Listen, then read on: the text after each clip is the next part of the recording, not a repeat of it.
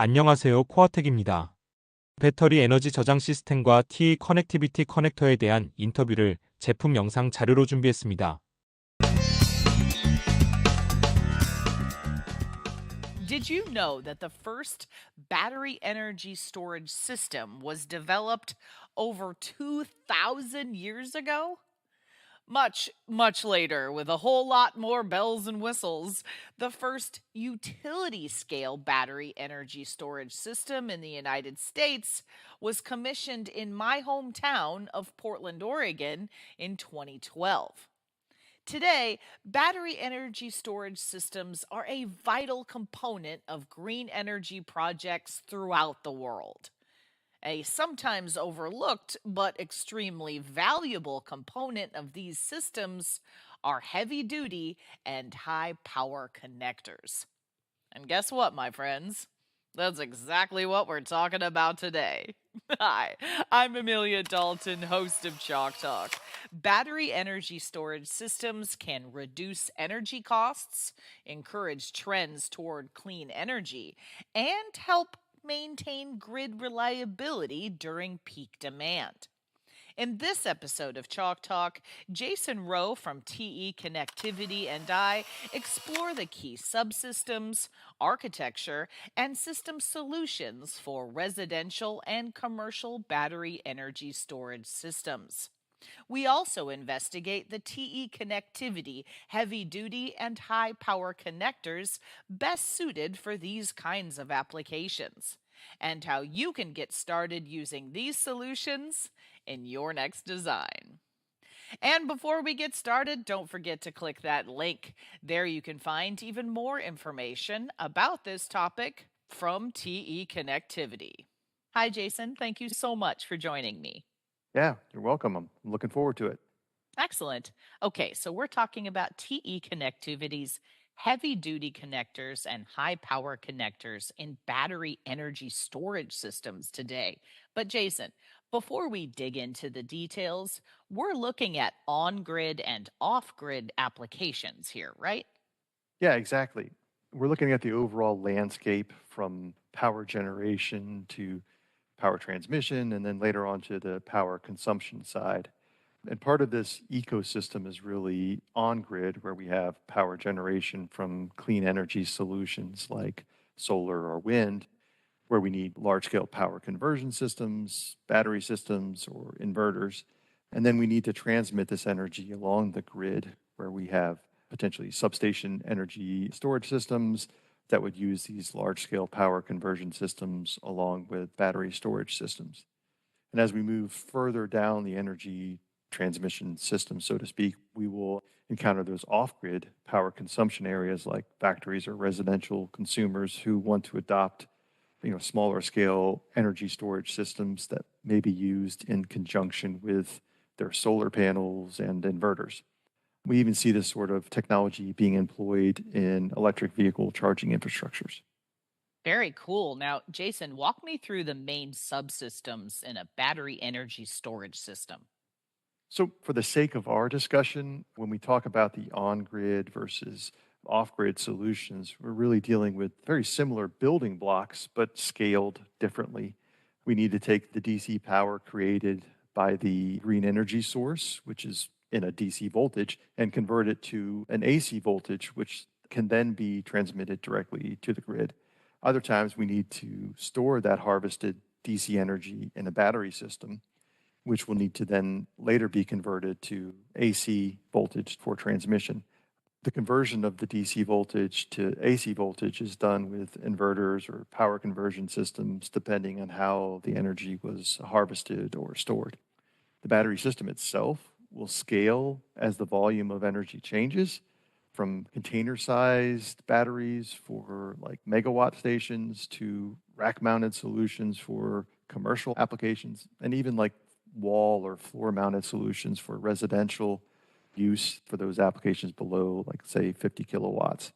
The battery system is where we really see the biggest connector innovations and use cases. So, Jason, let's dig a little deeper into a battery system.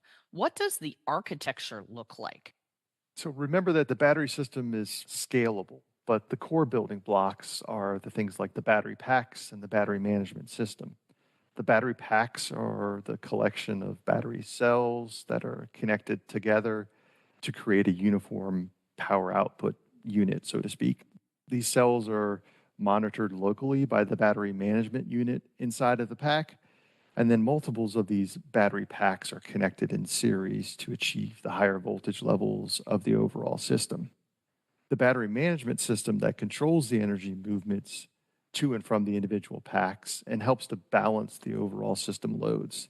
And this battery management system is critical for the safety and reliability and the function of the overall battery system, monitoring the health of the packs, the voltage levels, the temperatures of the overall system. So, battery energy storage systems can be used in residential areas and commercial areas. So, walk me through the differences of these two systems. The big difference when we talk about the residential versus commercial BESS applications is in the physical size and capacity of the energy storage systems. Residential units are targeting more of the 20 kilowatt hour energy and operating at less than, say, 600 volts, since most people don't have access to higher voltage levels at your home. The footprint for these residential units is quite small. It can easily fit in your garage or utility room and are usually stacked in a configuration where additional battery capacity can be easily added by simply stacking one module on top of the existing system. The charge and discharge currents for these units can range from 25 amps up to 200 amps. When we think about the commercial solutions, we're talking about larger, either rack-mounted systems or even container-sized systems that are connected to much higher voltage levels, something on the order of 1,500 to 2,500 volt circuits. These larger systems have various charge and discharge rates, which is called the C rate. And that C rate affects the current carrying capacity needed for those battery pack connections. With a higher current draw, there is a need to look at other options for cooling the system. So the residential systems are typically air-cooled, whereas some of these commercial applications are looking at alternative solutions to air cooling and even going to things like liquid cooling.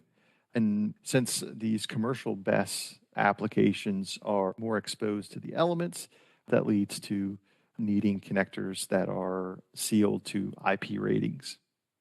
All right. So, Jason, what about the commercial energy storage systems? What does TE Connectivity offer for these kinds of systems?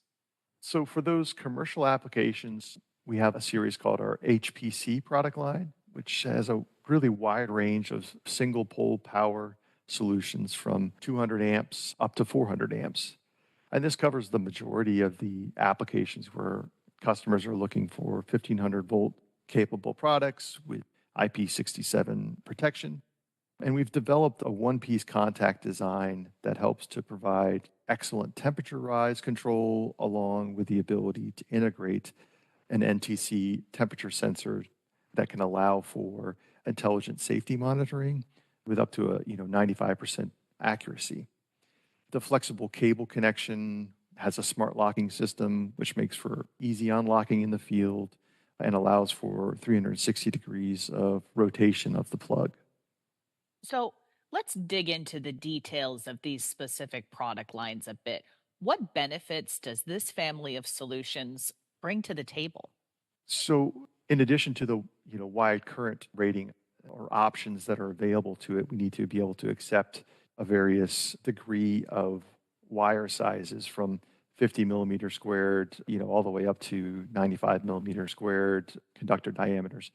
In addition to that smart locking system we spoke about, we have made the product more safe by adding a fingerproof feature on the receptacle side that prevents the finger from touching any of the potentially hot surfaces.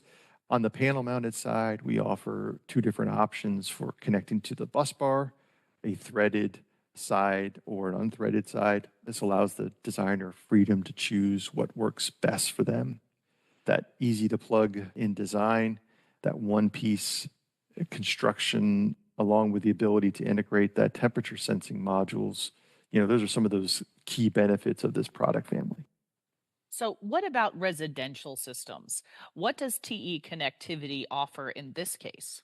So residential systems are traditionally stacked, vertically, which leads to an overall kind of different type of interconnect requirements.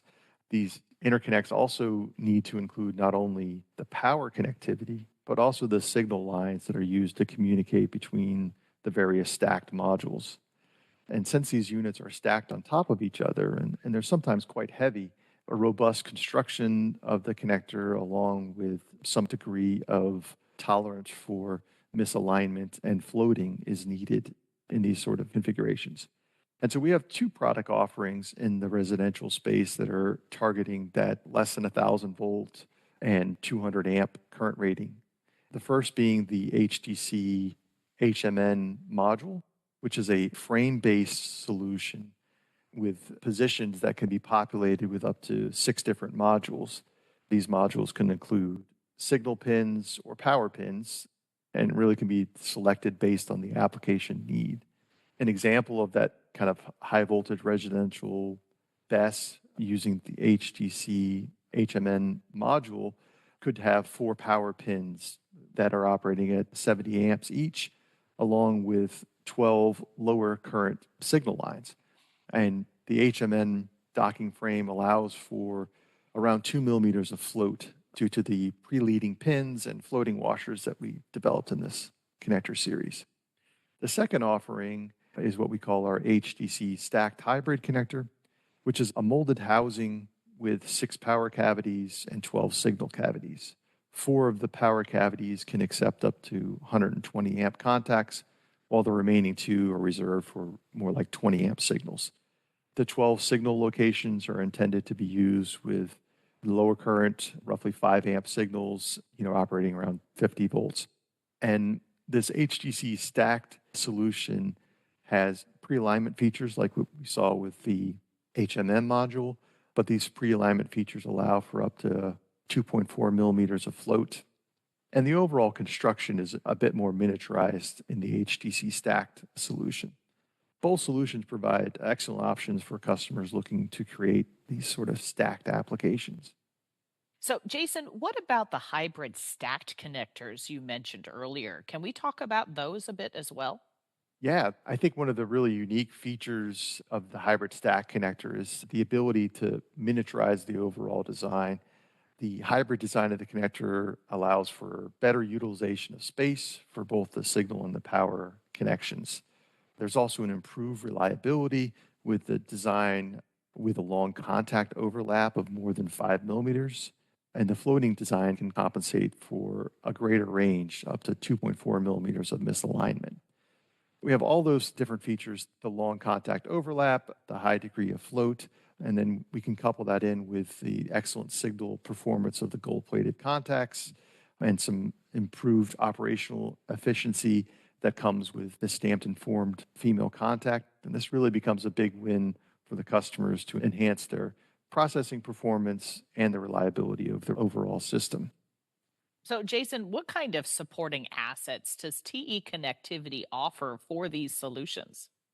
So in addition to myself as being a resource for TE, we have sample kits that can be ordered, promotional videos that you can find on our website that go into even more detail about the product lines and their offerings.